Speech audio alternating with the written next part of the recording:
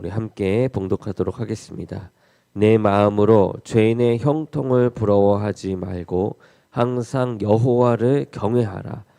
정령이 내 장래가 있겠고 내 소망이 끊어지지 아니하리라. 내 아들아, 너는 듣고 지혜를 얻어 내 마음을 바른 길로 인도할지니라. 술을 즐겨하는 자들과 고기를 탐하는 자들과도 더불어 사귀지 말라. 술 취하고 음식을 탐하는 자는 가난하여질 것이요 잠자기를 즐겨하는 자는 헤어진 옷을 입을 것임이라.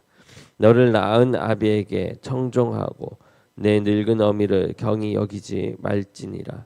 진리를 사되 팔지는 말며 지혜와 훈계와 명철도 그리할지니라.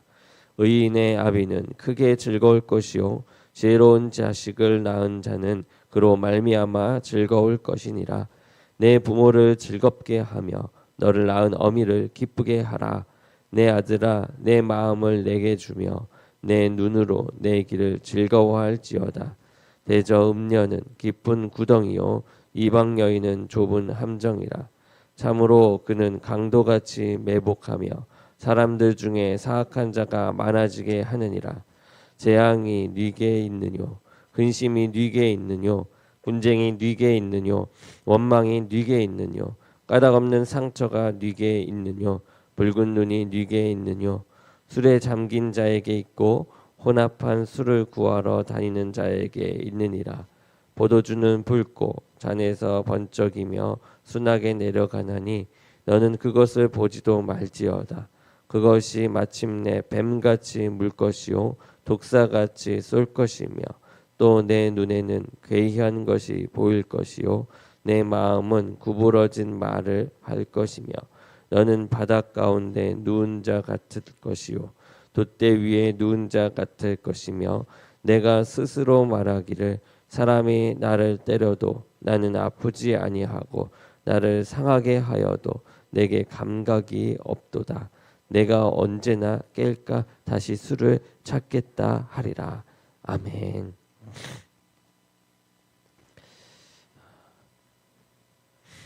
우리는 인생길을 걷는 동안 나의 기쁨보다 남의 기쁨을 구하며 나아가는 인생이 되어야만 합니다. 그렇다고 해서 우리가 만나는 사람들 모두를 기쁘게 해 주어야 한다라는 그런 의미를 가지고 있는 것은 아닙니다. 지혜자들의 교훈집에 속한 이 본문은 우리가 기쁘게 해 주어야 할 사람들이 누구인지 그리고 기쁘게 해주지 말아야 할 사람들이 누구인지를 분명하게 말해주고 있는 본문입니다. 먼저는 흥청망청 노는 사람들에 대해서 나옵니다.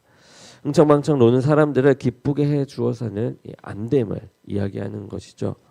술을 즐기고 음식을 탐하는 사람과 사귀면 그들과 함께 흥청망청 놀다가 패가망신하고 마음을 이야기하고 있습니다. 얼음이 뜨거운 물에 들어가면 녹아서 물이 되어버리는 것처럼 그들을 가까이 하면 그리고 그들에게 동참하게 되면 동화되고 맙니다. 그들과 함께하며 그들을 기쁘게 해주는 것은 그들을 배려하는 것이 아니다라는 것이죠. 하나님을 배신하는 것과 같은 길이 되고 맙니다. 항상 하나님을 경외하고 지혜를 얻기에 힘쓰는 자는 사람과의 이 관계보다는 하나님과의 관계를 더 중요시하면서 인간관계를 합니다. 우정보다 지혜를 택하는 우리의 삶이 되길 원합니다. 그러므로 서로 서운해하거나 미안한 마음이 드는 일이 생기지 않도록 애초에 그런 사람들을 멀리할 수 있는 지혜, 하나님을 먼저 봄으로 멀리 될 수 있도록 하나님께 구하는 지혜가 필요합니다. 두 번째는 지혜를 가르치는 부모의 마음입니다. 지혜를 가르치는 부모를 기쁘게 해드려야 함을 이야기하는 것이죠. 부모는 자녀에게 지혜를 가르쳐야 하고 자녀는 부모에게 지혜를 배우고 또한 잘 간직해 나아가야만 합니다. 나에게 지혜를 가르치며 신앙을 유산으로 물려주는 부모가 있다면 늘 순종하고 절대 무시하거나 업신여기지 말아야 할 것입니다. 그리고 무엇보다 일평생 지혜를 가까이 하며 하나님의 말씀대로 살아감으로써 부모를 즐겁게 해 드려야만 합니다. 또한 그러한 부모가 될 수 있도록 우리가 힘을 써야 하겠죠. 또한 자녀에게 지혜를 가르치는 부모가 되어야 합니다. 사람들은 대개 자녀가 풍족하게 살아가는 것을 바라지만 성도는 자녀가 지혜를 얻고 의롭게 살아가는 것을 바라야만 합니다. 하나님을 찾고 하나님을 의지하기를 바라야만 하는 것이죠. 즐거움이 가득한 가정을 만드는 것은 돈이 아니라 지혜라는 것을 우리가 잊지 말고 자녀에게 지혜를 힘써 가르치는 부모가 되는 저희 모두가 되기를 원합니다. 세 번째는 음란과 음주를 즐기는 그 친구를 기쁘게 해 주어서는 안 됨을 이야기합니다. 잠언 저자는 26절에 우리말 성경으로 나를 주시해 보고 내가 걸어온 길을 따르도록 하여라 라고 권면을 합니다. 우리는 자녀에게 삶으로 본을 보여야 하는 것이죠. 본문에 나오는 음녀에 대한 경고는 이 5장부터 7장에서 반복되어 경고를 하고 있었습니다. 음녀는 수많은 사람을 유혹해서 하나님 앞에 죄를 짓도록 만듭니다. 그런데 음녀만큼이나 무서운 것이 바로 또 이 술이라는 것이죠. 본문에 나오는 이제 술에 대한 이 경고를 우리는 가볍게 여기지 않고 무시해서는 안 됩니다.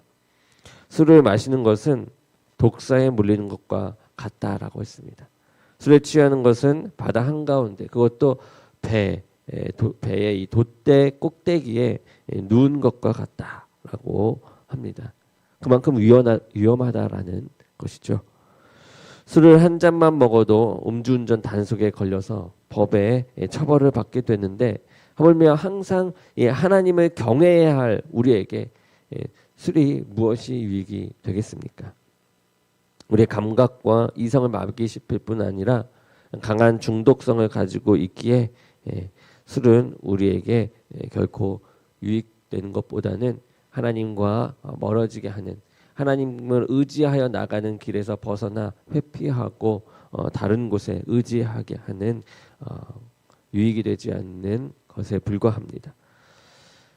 그래서 언제나 이 음란한 술 친구가 아니라 거룩한 말씀 친구와 함께하며 그를 기쁘게 하는 삶으로 본을 보이는 우리 모두가 되기를 바랍니다.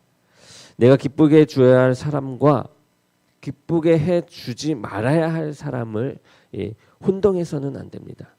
하나님이 기뻐하지 않으시는 길로 우리를 이끄는 사람을 우리는 멀리해야 합니다.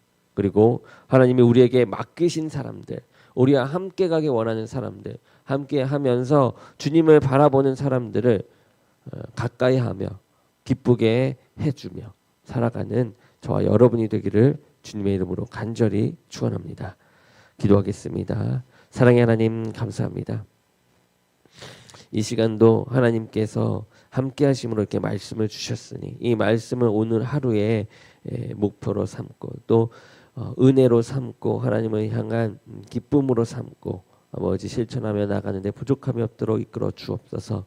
세상을 보는 게 아니라 사람을 보는 게 아니라 하나님을 보게 하심으로 늘 누구를 기쁘게 하며 살아야 할지 지혜롭게 한 걸음 내디디며 하루를 살아가는 우리의 삶이 되게 도와줄 줄 믿사옵고 예수 그리스도의 이름으로 기도드립니다. 아멘.